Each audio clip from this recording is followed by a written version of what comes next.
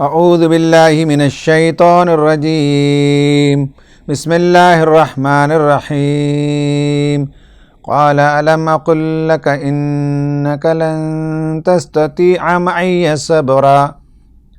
صدق اللہ العظیم۔ ناظرین، آج ہم 16ویں پارے میں پہنچے ہوئے ہیں۔ اس میں 3 صورتیں ہیں، سورہ کہف، مریم اور طٰہٰ۔ کہف کا آخری حصہ باقی ہے۔ اس میں کل میں نے بتایا تھا کہ حضرت موسیٰ علیہ السلام کو اللہ تعالیٰ نے خضر کے پاس جانے کا حکم دیا۔ وہاں پہنچے تو پہلا واقعہ ہوا کشتی کو چھید کرنے کا، دوسرا واقعہ ہوا ایک بچہ جو کھیل رہا تھا اسے قتل کر دیا گیا تو حضرت موسیٰ نے اعتراض کیا۔ آج تیسرا واقعہ یہ آ رہا ہے کہ آگے پھر چلنے لگے تو ایک ایسی بستی میں پہنچے جہاں انہیں کھانے کی ضرورت پیش آئی، لیکن لوگوں نے وہاں ضیافت کرنے سے انکار کر دیا۔ اس کے باوجود دیکھا کہ اس بستی میں ایک دیوار گرنے والی تھی۔ حضرت موسیٰ علیہ السلام اور خضر نے مل کر اس دیوار کو کھڑی کر دی۔ موسیٰ نے پوچھا کہ اس بستی کے لوگوں نے کھانا کھلانے سے انکار کر دیا، لیکن ان کی یہ خدمت ہم کیوں بجا لائیں؟ موسیٰ علیہ السلام سے کہا ھذا فراق بینی و بینک، تمہارے اور ہمارے درمیان اب جدائی ہے۔ میں نے بارہا کہا سوال نہیں کرنا، تم نے سوال کر لیا، لو اب میں تمہیں جواب دیتا ہوں۔ پہلا واقعہ تھا کشتی کو جو چھید کیا گیا، اس کے پیچھے یہ حکمت اور مصلحت تھی کہ کبھی کسی کا نقصان ہوتا ہے ظاہری طور پر تو آگے چل کر وہ اس کے لیے فائدہ مند ہوتا ہے۔ دوسرا، بچے کی جو موت واقع ہوئی اس میں یہ بتایا گیا کہ اگر کبھی اچانک موت واقع ہو جاتی ہے تو اللہ تعالیٰ کی حکمت اور مشیت میں کوئی بڑا خیر ہے جو دینا چاہتا ہے، کوئی شر ہے جس سے وہ بچانا چاہتا تھا۔ ہو سکتا ہے کہ ہماری ذہن کی رسائی وہاں تک نہ ہو، لیکن اللہ تبارک و تعالیٰ ہمارے حصے میں جو خیر لکھ رکھا ہے اس کے لیے کبھی ایسا صدمہ بھی ہمیں دیتا ہے۔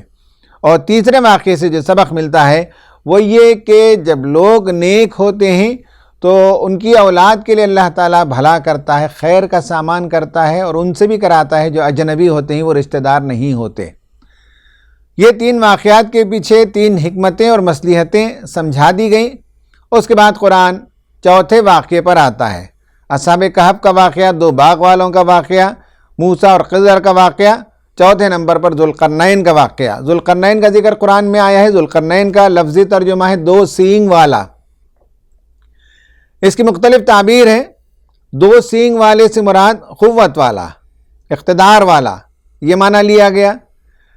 جرمن فلولوجسٹ یعنی زبان کا جو ماہر ہے، اس نے 1835 میں اپنی تحقیق کرتے کرتے سائرس تک پہنچا، اور سائرس یا الیگزینڈر دی گریٹ کہتے ہیں، وہ پرشیا کا ایک بادشاہ تھا، انصاف پسند بادشاہ تھا، موحد تھا۔ اس کی قبر پر کتبہ لگا ہے اور موٹف لگا ہے، ریلیف جسے کہتے ہیں۔ اس میں تصویر جو بنی ہے ذوالقرنین کی، اس میں 2 سینگ پائے جاتے ہیں۔ حضرت دانیال علیہ السلام نے ایک خواب دیکھا، اور یہودیوں کی کتابوں میں یہ خواب موجود ہے کہ ایک بکرا وہ اپنے 2 سینگوں سے لڑ رہا تھا اور درندے بھی اس سے ڈر کر بھاگ رہے تھے۔ تو معلوم ہوا کہ ذوالقرنین قرآن نے جسے کہا وہ ایک تاریخی شخصیت ہے۔ اب وہ کون ہے اس کا اندازہ لگایا جا سکتا ہے، گمان کیا جا سکتا ہے، قطعی بات نہیں کہی جا سکتی۔ پرانے مفسرین کے پاس وہ انفارمیشن موجود نہیں تھا۔ جدید مفسرین میں مولانا مودودی رحمۃ اللہ علیہ، مولانا ابوالکلام آزاد رحمۃ اللہ علیہ، علامہ طباطبائی، اس طرح کے دیگر مفسرین تک یہ انفارمیشن پہنچا تو انہوں نے اسی بات کو ترجیح دی کہ ذوالقرنین کا جو تذکرہ آیا ہے وہ سائرس دی گریٹ ہے۔ اس کی 3 مہموں کا قرآن نے ذکر کیا، ایک ویسٹ کی طرف، ایک ایسٹ کی طرف، ایک نارتھ کی طرف۔ 3 ایکسپیڈیشنز اس نے کیے۔ ویسٹ کی طرف وہاں تک پہنچا جہاں کالے پانی میں سورج غروب ہوتا ہوا نظر آ رہا تھا، یعنی کہ اس کا جو ویسٹرن ایکسپیڈیشن ہے وہ ایشیا مائنر کے آخری حصے تک پہنچا۔ جہاں سورج غروب ہوتا ہوا نظر آیا۔ دوسرا ایکسپیڈیشن اس کا وہ تھا جو ایسٹ کی طرف تھا، اور وہ ایک ایسی قوم کے پاس پہنچا جہاں کے لوگ صحیح زبان بھی بول نہیں پا رہے ہیں۔ کچھ لوگوں نے لکھا کہ وہ افغانستان کا علاقہ ہے وغیرہ۔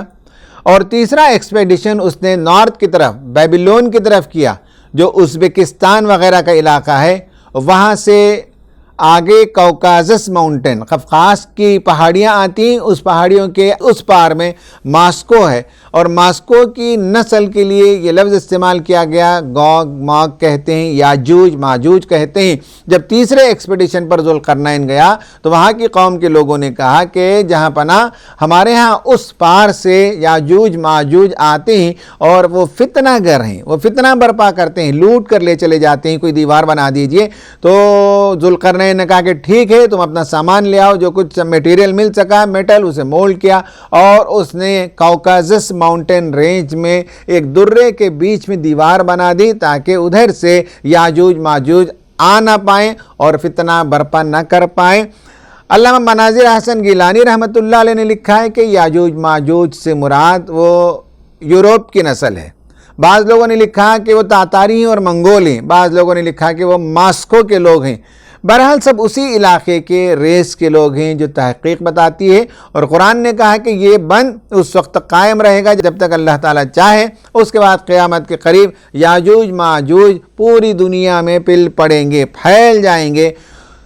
تو ذوالقرنین نے یہ دیوار بنا دی، اور اللہ نے کہا کہ قیامت کے دن یہ دیوار بھی ختم ہو جائے گی، کائنات بھی ختم ہو جائے گی، دنیا کو بھی توڑ پھوڑ کر رکھ دیا جائے گا، اور لوگ ایک دوسرے کے ساتھ گتھم گتھا ہو جائیں گے۔ جس طرح سے موجیں ایک دوسرے کے ساتھ ٹکرا جاتی ہیں، وہ دن ہوگا جب کہ لوگوں کو حساب کتاب کے لیے جمع کر دیا جائے گا، ان کے حساب کتاب کے حساب نامے ان کے سامنے دے دیے جائیں گے، لوگ خود سے پڑھ لیں، وہ ان کے لیے کافی ہوگا۔ اور اس کے بعد آخر میں کہا گیا کہ تیرے رب کی جو تعریف ہے، جو حمد ہے، وہ ختم نہیں ہوگی۔ اگر جو سمندر ہے اسے انک بنا لیا جائے، جو درخت ہیں اسے نب بنا لیا جائے، تب بھی اللہ تبارک و تعالیٰ کی تعریف ختم نہیں ہو سکتی۔ آخر میں نبی صلی اللہ علیہ وسلم کے حوالے سے یہ بات بیان کی گئی کہ آپ بتا دیجئے قل انما انا بشر مثلکم یوحی الی انما الہکم الہ واحد، کہا کہ میں تمہارے جیسا ایک بشر ہوں، انسان ہوں، لیکن میرے پاس جو خصوصیت ہے وہ یہ کہ اللہ تعالیٰ کی طرف سے وحی آتی ہے اور میں وحی کے ذریعے سے کلام کرتا ہوں۔ اب جس کا جی چاہے پلٹے، جس کا جی چاہے نہ پلٹے، جو عمل صالح کرے گا وہ فائدے میں رہے گا۔ اس کے بعد سورہ مریم شروع ہوتی ہے۔ یہ مکے کی ابتدائی دور کی سورتوں میں سے ہے، حروف مقطعات سے شروع ہوتی ہے۔ پھر فوراً حضرت زکریا علیہ السلام کا تذکرہ آیا کہ حضرت زکریا علیہ السلام نے اللہ تبارک و تعالیٰ سے دعا کی۔ حضرات دعا کیسی کرنی چاہیے، اس کے آداب اگر سیکھنے ہوں تو اس صورت میں بھی کافی سبق ملتا ہے کہ اللہ تعالیٰ کے سامنے عاجزی کے ساتھ پکارا جائے، اور آہستہ آہستہ چپکے سے اسے پکارا جائے، اس کی تعریف بیان کی جائے، اپنی مجبوریاں بیان کی جائیں، کبھی نا امید ہونے کی ضرورت نہیں، پر امید ہو کر اللہ تعالیٰ سے دعا مانگی جائے، اپنی خواہشات اور اپنی ضروریات کو اس کے سامنے رکھے۔ حضرت زکریا علیہ السلام کو ایک اولاد کی ضرورت تھی، اور وہ عام لوگوں کی طرح اپنی میراث کو چلانے اور پالنے کے لیے نہیں، بلکہ دعوتی مشن کو آگے بڑھانے کے لیے انہیں ایک اولاد کی ضرورت تھی۔ تو انہوں نے بڑے پیارے انداز میں دعا کی۔ اللہ تبارک و تعالیٰ نے کہا کہ تمہاری دعا قبول ہو گئی، اور بڑھاپے میں اللہ تعالیٰ نے حضرت یحییٰ علیہ السلام جیسی بہت پیاری اولاد عطا کی۔ ہم سب کو چاہیے کہ جب بھی ہم دعا کریں اپنے بچوں کے لیے تو ہم بھی حضرت یحییٰ علیہ السلام جیسے صفات کے بچے طلب کریں، جن کا ذکر قرآن میں آیا ہے کہ حضرت یحییٰ علیہ السلام کو اللہ تعالیٰ نے بچپن ہی سے سلیقہ مندی عطا کی تھی، بچپن ہی سے وہ فیصلہ کرنے کی صلاحیت رکھتے تھے۔ اللہ تعالیٰ نے ان کو قوت فیصلہ عطا کیا، وہ بڑے ہی نرم دل انسان تھے، حنانہ قرآن نے کہا، بہت نرم دل انسان تھے، پاکیزہ طبیعت کے تھے، ماں باپ کے لیے بڑے فرما بردار تھے، اور شقی نہیں تھے، ماں باپ کے لیے سرکش نہیں تھے۔ حضرت یحییٰ علیہ السلام جیسی اولاد اللہ تعالیٰ نے عطا کی۔ اور اس کے بعد اللہ تعالیٰ نے بتایا کہ بی بی مریم کی کفالت حضرت زکریا علیہ السلام کرتے تھے۔ تو ایک دن بی بی مریم جب وہ اعتکاف میں تھیں اور پردہ گرائے ہوئے تھیں، ایک فرشتہ نمودار ہوا انسانی شکل میں، اور اس نے کہا کہ اللہ تعالیٰ تمہیں لڑکے کی خوشخبری دیتا ہے۔ مریم نے کہا کہ مجھے کسی مرد نے چھوا نہیں، اور نہ میں بدکار عورت ہوں، یہ کیسے ممکن ہے کہ میرے ہاں کوئی بچہ پیدا ہو؟ تو فرشتے نے کہا کہ اللہ تعالیٰ کا یہی فیصلہ ہے، اور اس کے بعد انہیں حمل ٹھہر گیا۔ وہ اپنے حمل کو لے کر دور چلی گئی اور بہت یہ کہتی رہی کہ کاش میں مر گئی ہوتی اور کاش میں بھلا دی گئی ہوتی، یہ بڑی آزمائش سے گزرنا پڑ رہا ہے۔ لیکن اللہ تعالیٰ نے آزمائش میں ڈالا اور وہ آزمائش میں پوری اتری۔ فرشتے نے کہا کہ ڈیلیوری کا جب وقت ہو تو دور کے علاقے میں چلے جائیں، کھجور کی ٹہنی کو ہلاؤ تو اس میں سے پکے ہوئے کھجور گریں گے، اور پیر مارو اس کے نیچے سے ایک چشمہ جاری ہو جائے گا، کھجور کھاؤ، پانی پیو، اور جب ڈیلیوری ہو جائے تو بچے کو دیکھ کر آنکھیں ٹھنڈی کر لو۔ اگر کوئی دوسرا آدمی اس علاقے میں نظر آ جائے اور کوئی تم سے بات کرنا چاہے تو کہو کہ میں روزے سے میں بات کرنا نہیں چاہتی۔ حضرت مریم علیہ السلام کو ڈیلیوری ہو گئی اور وہ اپنے پیارے سے ننھے منھے بچے کو لے کر محلے میں جب آئیں تو یہود کے لوگ جمع ہوئے اور دیکھ کر کہنے لگے مریم یہ کیا ہو گیا کہ نہ تیرا باپ کوئی برا انسان تھا، نہ تیری ماں کوئی بدکار عورت تھی، یہ کیسے ہو گیا کہ تمہیں بچہ ہو گیا؟ حضرت مریم نے بچے کی طرف اشارہ کہا اور کہا کہ وہ بات کرے گا۔ لوگوں نے کہا کہ اس بچے سے ہم کیا بات کریں گے؟ حضرت عیسیٰ علیہ السلام بول اٹھے اور انہوں نے کہا کہ میں اللہ کا بندہ ہوں۔ پہلا جملہ ہے میں اللہ کا بندہ ہوں۔ نعوذ باللہ لوگوں نے ان کو کیا سے کیا بنا دیا، لیکن پہلا جملہ ہے میں اللہ کا بندہ ہوں، میں اللہ کا نبی ہوں، اللہ تعالیٰ مجھے کتاب دے گا، اور اللہ تبارک و تعالیٰ نے جس دن میں پیدا ہوا وہ بھی برکت کا دن بنایا، جس دن میں مروں گا وہ بھی میرے لیے برکت کا دن ہوگا، اور جس دن میں اٹھایا جاؤں گا وہ بھی میرے لیے برکت کا دن ہوگا۔ میں لوگوں کو نماز کی تاکید کروں گا، میں لوگوں کو زکوٰۃ کا حکم دوں گا، میں اپنی والدہ کا حق ادا کرتا ہوں، میں ان کے لیے جبار اور شقی نہیں ہوں۔ یہ باتیں انہوں نے عرض کی۔ پھر اللہ تعالیٰ نے کہا کہ یہ خدائی شان کے خلاف ہے کہ کوئی اس کا بیٹا ہو، اور لوگوں نے بیٹا گھڑ لیا، لوگوں نے بیٹا بنا لیا۔ یہ ایک عظیم بہتان ہے جو نعوذ باللہ لوگ خدا پر گھڑ رہے ہیں، اور اس کی سزا انہیں بھگتنی ہوگی۔ اللہ تعالیٰ کے لیے ساری کائنات ہے، اسے کسی وارث کی ضرورت نہیں ہے، وہ اکیلا پوری کائنات کا وارث ہے۔ اس کے بعد حضرت ابراہیم علیہ السلام اور دیگر انبیاء کا ذکر آتا ہے۔ حضرت ابراہیم علیہ السلام نے اپنے والد محترم سے جو دعوتی گفتگو کی اس کا ذکر آیا ہے، اور کہنے لگے کہ اے ابا جان میرے پاس ایک علم ہے جو آپ کے پاس نہیں ہے، اور آپ بتوں کی جو پوجا کرتے ہیں وہ چھوڑ دیں، مجھے ڈر لگتا ہے کہ شیطان نے آپ کو گمراہ کر دیا اور وہ بہت ہی ہمارا بڑا دشمن ہے، اور جو اس کی اتباع کریں گے وہ سخت نقصان اٹھائیں گے۔ تو باپ نے کہا کہ ابراہیم تمہیں اتنی ہمت اور جرأت کہ ہمارے معبودوں کے خلاف تم بولتے ہو، میں تمہیں سنسار کر دوں گا، میں تجھے اپنے گھر سے نکال دوں گا، نکل جاؤ یہاں سے۔ حضرت ابراہیم علیہ السلام جاتے ہوئے والد محترم کے لیے دعا کی، کہا کہ اے پروردگار ان کی مغفرت فرما، اور وہ وعدہ کر کے گئے تھے وہاں سے نکلتے ہوئے، اور کہا کہ میں بتوں کو چھوڑتا ہوں، میں ان سے بیزار ہوں، میں ایک خدائے واحد سے وابستہ ہو گیا اور میں نے اپنی زندگی اسی کے لیے وقف کر دی ہے۔ اللہ تعالیٰ نے ان کو اسحاق اور یعقوب جیسی بہترین اولاد عطا فرمائی جو آگے چل کر نبی بنے اور بہت نامور ہستیاں بنیں۔ پھر اس کے بعد اللہ تعالیٰ نے حضرت ہارون علیہ السلام کا تذکرہ فرمایا، موسیٰ علیہ السلام کا تذکرہ فرمایا، ادریس علیہ السلام کا تذکرہ فرمایا، حضرت نوح کا تذکرہ فرمایا۔ سب کرنے کے بعد کہا کہ یہ تو اللہ تعالیٰ کے برگزیدہ بندے تھے، اور ان کے بعد بنی اسرائیل جو ان کی اولاد میں سے تھے انہوں نے نمازوں کو ضائع کر دیا اور شہوات کے پیچھے لگ گئے، اور جو تعلیم شریعت کی انہیں دی گئی تھی اس کی ذرا برابر انہوں نے پرواہ نہیں کی۔ ہاں اگر توبہ کریں، واپس پلٹ کر آئیں لوگ، تو اللہ تعالیٰ ان کے لیے جنتوں کا وعدہ کرتا ہے، نعمت بھری جنتیں ہیں، اور اس میں وہ انشاءاللہ ہمیشہ رہیں گے۔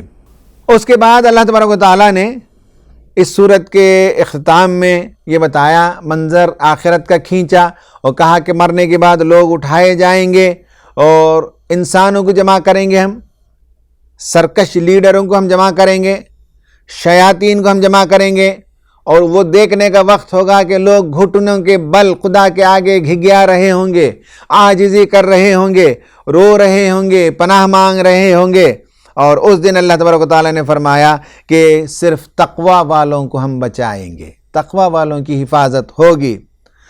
وہ بات کو وہاں سے لا کر اللہ تعالیٰ نے مکے کے لوگوں پر چسپاں کیا اور کہا کہ یہ لوگ مکہ کے، ان کو بھی اپنی بڑائی کا زعم ہے، انہیں بھی اپنی لیڈرشپ کا زعم ہے، اور آپ صلی اللہ علیہ وسلم کے آس پاس میں جو غریب صحابہ رہتے تھے ان کو دیکھ کر مذاق اڑاتے تھے، کہتے تھے ہماری مجلس شاندار ہیں یہ محمد کی، نعوذ باللہ، ہمارے ساتھی بڑے لوگ ہیں یہ محمد کے، نعوذ باللہ، اس طرح سے یہ کمپیئر کرتے تھے۔ قرآن کہتا ہے کہ قیامت کے دن ان کو معلوم ہو جائے گا کہ کس کی مجلسیں اچھی تھیں، کس کی مجلسیں بابرکت تھیں، کون جو ہے آج فائدے میں ہوگا، اس وقت بتا دیا جائے گا، اور کس کا مقام و مرتبہ اونچا ہے قیامت کے دن معلوم ہوگا۔ حضرات، اصل میں قیامت کے دن کسی کا مقام و مرتبہ اونچا ہو جائے اس کے لیے جتن کرنی ہے، اس کے لیے کوشش کرنی ہے۔ اس دنیا میں جو مقام و مرتبہ پایا جاتا ہے وہ بہرحال ایک نہ ایک دن ترک کر کے چھوڑ کر چلے جانا ہے، اور اسے زوال ہے، لازوال چیزیں یہ نہیں ہیں۔ فرمایا کہ ان میں سے بعض لیڈروں کا حوالہ دے کر کہتے تھے کہ آخرت نہیں ہوگی، اگر ہوگی تو وہاں بھی ہم ضرور مال اور اولاد سے نوازے جائیں گے۔ اللہ تعالیٰ نے پوچھا کہ کیا تمہارے پاس کوئی ایسا عہد ہے، وعدہ ہے، اللہ تعالیٰ کا کوئی ایگریمنٹ ہے جس میں اس نے تم کو یہ گارنٹی دے دی ہے کہ اس دنیا میں جیسے کچھ بھی رہو آخرت میں تمہارے لیے سرفرازیاں ہی آخرت میں تم کو مال اور اولاد سے نوازا جائے گا؟ ایسی کوئی چیز ہے نہیں۔ اللہ تعالیٰ نے کہا کہ حقیقت یہ ہے کہ ان پر شیطان مسلط ہیں، اور شیطان ان کو جس طرف لے جاتے ہیں وہ انہیں بہکا رہے ہیں، اور خدائے رحمان کے حضور انہوں نے جو بدتمیزیاں کی ہیں، کفار و مشرکین نے، یہود و نصارہ نے بیٹا گھڑ دیا اللہ تعالیٰ کا، بیٹیاں منسوب کر دی اللہ تعالیٰ کی طرف، کہا کہ اللہ تعالیٰ کی طرف یہ جو باتیں انہوں نے منسوب کی ہیں، اللہ تعالیٰ اتنا غضب ہے کہ ہو سکتا ہے کہ آسمان پھٹ جائے، عذاب نازل ہو جائے۔ لیکن اللہ تعالیٰ کی رحمت بے پایاں کے نتیجے میں وہ لوگوں کو مہلت دیتا ہے، اور کہا کہ نیک لوگ یقیناً اس دن سرفراز ہوں گے آخرت کے دن، اور جو برے لوگ تھے وہ نبی صلی اللہ علیہ وسلم سے قرآن کے موضوع پر جھگڑا کرتے رہے، وہاں بھی کرتے رہے، اور قیامت کے دن اس جھگڑے کا انہیں اجر ملے گا، اس کی سزا ملے گی۔ اور پھر کہا کہ کتنی نسلیں گزر گئیں جنہوں نے اپنے زمانے میں اپنے رسولوں کے ساتھ جھگڑا کیا، مخاصمت کی، ہم نے ان کو جڑ سے کاٹ دیا۔ کہیں آج تم ان کی آواز سنتے ہو؟ ان کی بستیاں خاموش ہو گئیں، بے نام و نمود ہو گئیں، صفحہ ہستی سے مٹا دیے گئے۔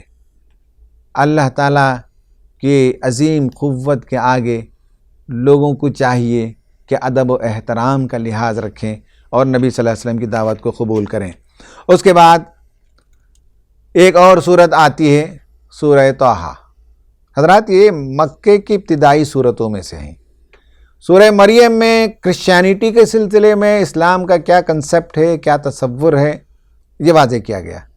سورہ طٰہٰ میں حضرت موسیٰ علیہ السلام اور ان کی تعلیمات کے بارے میں بنیادی باتیں بتا دی گئیں۔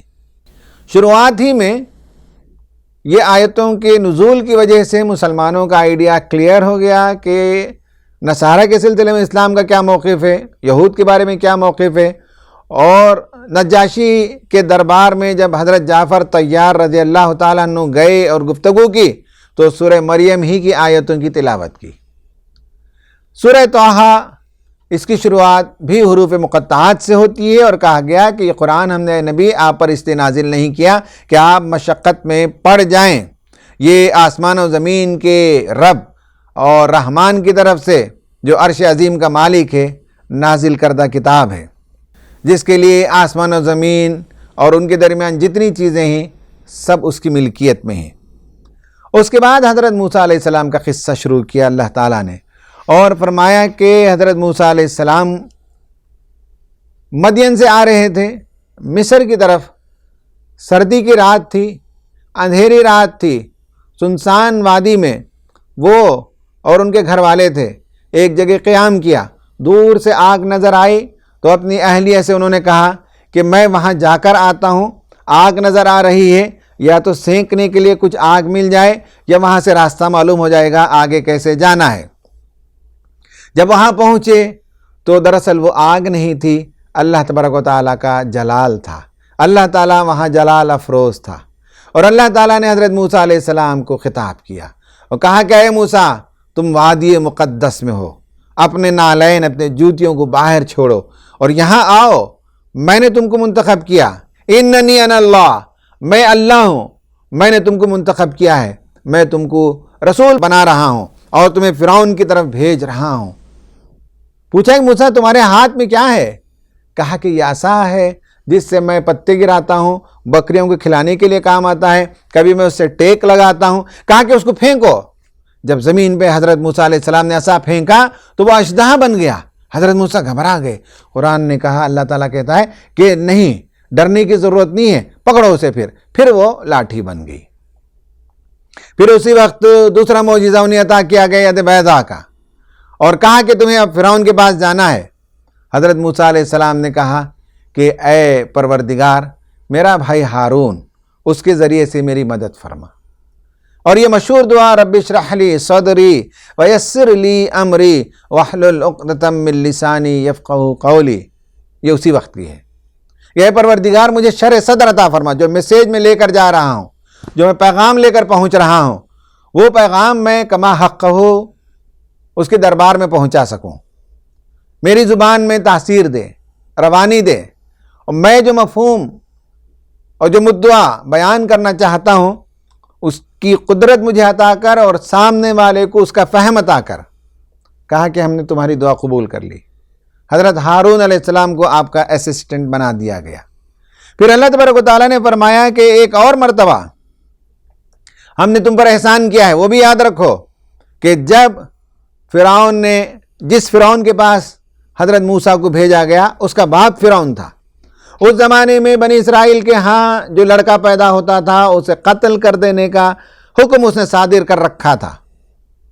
ایسے میں حضرت موسیٰ کی ماں کو اللہ تعالیٰ نے وحی کی کہ اپنے بچے کو ٹوکری میں ڈال کر ندی کے حوالے کرو۔ ماں کے لیے بہت بڑی آزمائش تھی، اور ماں نے اللہ پر توکل کر کے بچے کو ٹوکری میں ڈال کر چھوڑ دیا، اور وہ ٹوکری بہتے بہتے بہتے فرعون کے گھر کے پاس جا کر رکی۔ اور اللہ تعالیٰ کا بھی عجیب معاملہ ہوتا ہے کہ اس نے اس وقت حضرت آسیہ، جن کا نام آتا ہے، فرعون کی بیوی کے دل میں محبت ڈال دی۔ اس بچے کو اس نے اٹھا لیا، اور وہ بچہ کسی کی چھاتی کو منہ نہیں لگاتا تھا، دودھ پینے کے لیے تیار نہیں تھا۔ اور موسیٰ کی بہن ادھر آئی اور اس نے کہا کہ کیا میں تم کو کوئی ایسا گھر بتاؤں جہاں اس بچے کو دودھ پلانے کا انتظام ہو سکتا ہے؟ تو شاہی جو نوکرانیاں تھیں ان کے ذریعے سے موسیٰ کو پھر بھیجا گیا، تو اگین اللہ تعالیٰ نے لوٹا دیا موسیٰ کی ماں کی گود میں۔ تو ان کی ماں نے دودھ پلایا، کچھ دنوں تک پرورش ہوتی رہی، اور اس کے بعد محل میں حضرت موسیٰ علیہ السلام کی پرورش ہوتی رہی۔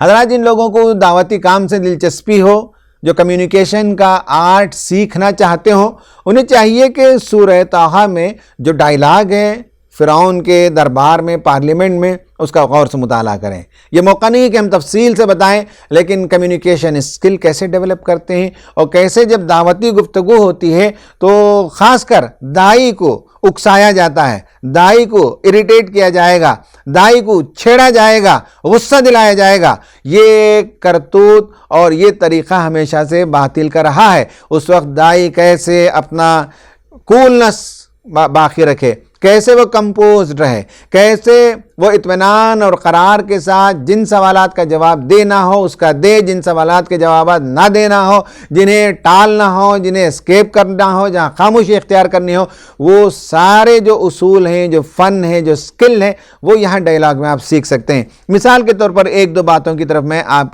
کی توجہ مبذول کراتا ہوں۔ فرعون کے دربار میں جب پہنچے تو اللہ تعالیٰ نے پہلے یہ حکم دے دیا، یہ ہر داعی کے لیے ضروری ہے کہ قول لین اختیار کرو۔ داعی کے لیے کبھی ہارش ورڈز کا استعمال کرنا، ایگریشن کا اختیار کرنا بالکل مہلک ہے۔ سافٹنس، ٹینڈرنس، نرمی کے ساتھ بات کرنا داعی کا سب سے بڑا ہتھیار ہے۔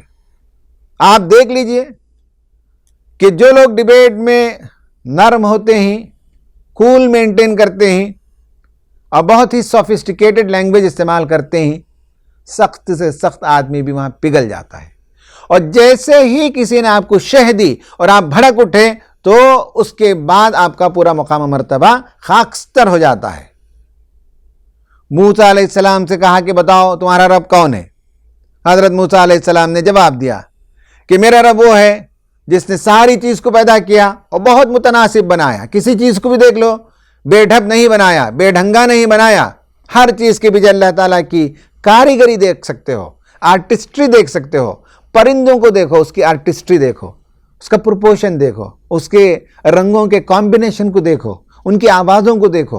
ہر چیز میں آرٹسٹری ہے. جنگل کے جانوروں کو دیکھو، کیسی آرٹسٹری پائی جاتی ہے. اللہ تبارک و تعالیٰ نے باغ کو پٹے دیے، لیپرڈ کو چھینٹے دیے، اور ہرن کو بھی اللہ تعالیٰ نے اس کے حساب سے چھینٹے دیے، زیبروں کو دھاریاں عطا کی. میرا رب وہ ہے جو کوئی بھی چیز پیدا کرتا ہے تو سب سے بہترین ساخت میں پیدا کرتا ہے اور اسے اس کی زندگی گزارنے کا طریقہ سکھاتا ہے. یہاں گویا کہ اپنی گفتگو کے لیے ایک نکتہ چھوڑ دیا. پرندہ بنایا تو اسے اڑنے کی ہدایت دی، مچھلی بنائی اس نے تو اسے تیرنے کی ہدایت کی. تم کو بنایا تو تمہارے لیے بھی ہدایت کا سامان کیا، وہی سامان لے کر میں آیا ہوں. یہ بعد میں بولنے والے تھے، اس کے لیے پہلے ہی انہوں نے اپنی گفتگو میں اس کا تذکرہ کر دیا کہ میرا رب وہ ہے جو ہر چیز کو بناتا ہے اور بہترین بناتا ہے اور اس کی ہدایت کا سامان کرتا ہے. فرعون نے پوچھا کہ ہمارے بڑوں کا کیا ہوگا؟ چاہتے حضرت موسیٰ تو کہہ سکتے تھے کہ تمہارے بڑوں کا معاملہ تو یہ ہے کہ گئے وہ جہنم میں، اور جیسے اگر یہ کہتے تو فرعون بھڑک اٹھتا اور اپنے درباریوں کو، اپنے حوالی اور موالیوں کو کہتا کہ دیکھو یہ تمہارے باپ دادا کو جہنمی قرار دیتا ہے. اس لیے حضرت موسیٰ علیہ السلام نے بہت شاندار جواب دیا. کہا کہ وہ معاملہ میرے رب کے حوالے ہے، میرا کام نہیں ہے سرٹیفکیٹس ایشو کرنا. اور میرا رب جانتا ہے، کسی چیز کو بھولتا نہیں، اسے معلوم ہے کس کے ساتھ کیا برتاؤ کرنی چاہیے. حضرات یہ بات بہت ضروری ہے ہندوستانی پس منظر میں. رسول صلی اللہ علیہ وسلم کو ابو لہب نے بلایا اور اس نے پوچھا، آپ نے وہاں دو ٹوک جواب دیا. وہ ایک الگ کانٹیکسٹ ہے، وہ ایک الگ پس منظر ہے.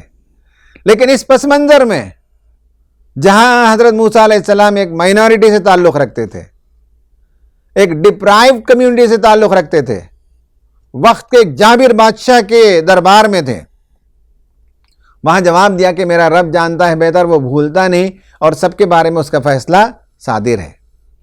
ہمارا ذوق بہت ہوتا ہے، جو ذرا دینداری اپنے اندر پیدا کر لیتا ہے اس کا شوق ہوتا ہے کہ اب میں ہی ایک جنت میں جانے والا ہوں، اور باقی سب لوگوں کو شروع کرتا ہے باہر کرنا، سرٹیفکیٹس بانٹنا شروع کرتا ہے. اس عادت سے ہمیں پلٹنا چاہیے. کسی کے بارے میں کوئی فیصلہ نہ کیجیے. اللہ تعالیٰ نے یہ کام ہمارے حوالے نہیں کیا. جو کام ہمارے حوالے کیا وہ کام ہم کریں کہ لوگوں کو خیر کی طرف بلائیں، لوگوں کے انجام کے بارے میں ہم نہ کہیں، اصول بتا دیں اور کسی کے بارے میں ہم ججمنٹل نہ ہوں. پھر فرعون نے کہا کہ موسیٰ، جادو سے تم ہمیں اپنے سرزمین سے بے دخل کرنا چاہتے ہو. حضرت موسیٰ علیہ السلام خاموش رہ گئے. یہ ایسی چیز ہے جس پر بیجا ڈیبیٹ کی ضرورت نہیں ہے.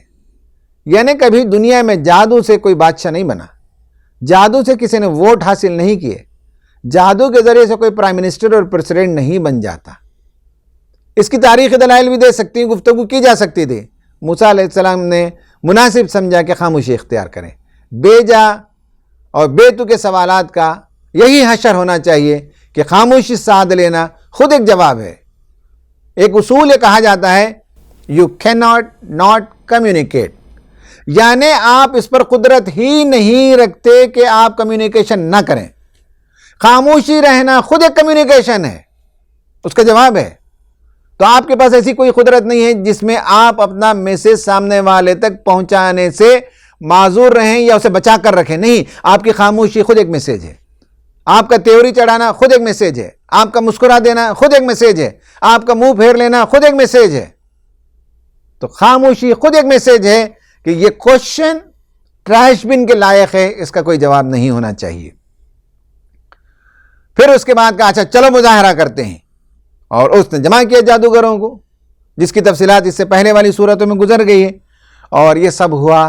اس کے بعد موسیٰ علیہ السلام نے جب اپنی حجت پوری کر دی تو راتوں رات وہاں سے نکلنے کا حکم ہوا، سمندر پار کر کے گئے اور اس کے بعد وہاں وادی سینا میں پہنچے۔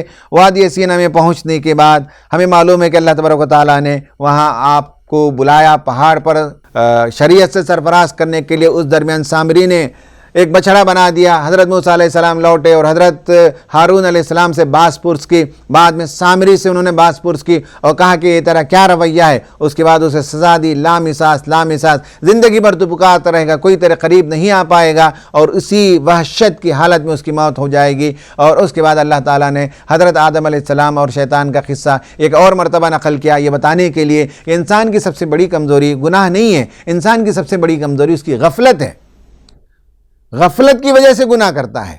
اور غفلت کا جواب یہ ہے کہ یاد دہانی کرائی جائے، اور یاد دہانی کے لیے رسول کو بھیجا، کتاب کو بھیجا۔ یہ رمضان آتا ہے، قرآن کی ہم تلاوت کرتے ہیں، تراویح پڑھتے ہیں، درس قرآن کی مجلسوں میں جاتے ہیں، یہ ہمارے غفلت کے پردے چاک ہوں اور پھر ہم خدا کی طرف لوٹیں۔ یاد دہانی کرانے کے یہ سب انتظامات اللہ تبارک و تعالیٰ نے ہمارے لیے کر رکھے ہیں۔ آخر میں اللہ تعالیٰ نے رسول صلی اللہ علیہ وسلم کو تعلیم دی کہ اے نبی صلی اللہ علیہ وسلم، دن کے کناروں میں اور دوپہر کے بعد اور رات میں تم اللہ تعالیٰ کی تسبیح بیان کرو، یعنی مختلف اوقات میں نماز کا اہتمام کرو، نماز کی پابندی کرو۔ اور رسول صلی اللہ علیہ وسلم کو دنیا میں بھیجے جانے کا مقصد یہ ہے کہ وہ اتمام حجت کے لیے آتے ہیں۔ کہیں قیامت کے دن لوگ یہ نہ کہیں کہ اے پروردگار تیری مرضیات کیا تھی، اس سے ہمیں کوئی واقفیت نہیں تھی۔ اس سے اللہ تعالیٰ اس حجت کو پوری کرنے کے لیے نبیوں کو بھیجا، اور آخر میں نبی صلی اللہ علیہ وسلم کو بھیجا، اور آخر میں قرآن کو بھیجا، تاکہ لوگ خدا کے سامنے کوئی معذرت پیش نہ کر سکیں۔ اللہ سے دعا ہے کہ اللہ تبارک و تعالیٰ ان صورتوں میں جو باتیں بیان کی گئی ہیں انہیں کما حق سمجھنے اور ان میں جو کام کرنے کے لیے ہمیں حکم دیا گیا ہے وہ کرنے کی توفیق عطا فرمائے، آمین۔ وآخر دعوانا الحمدللہ رب العالمین۔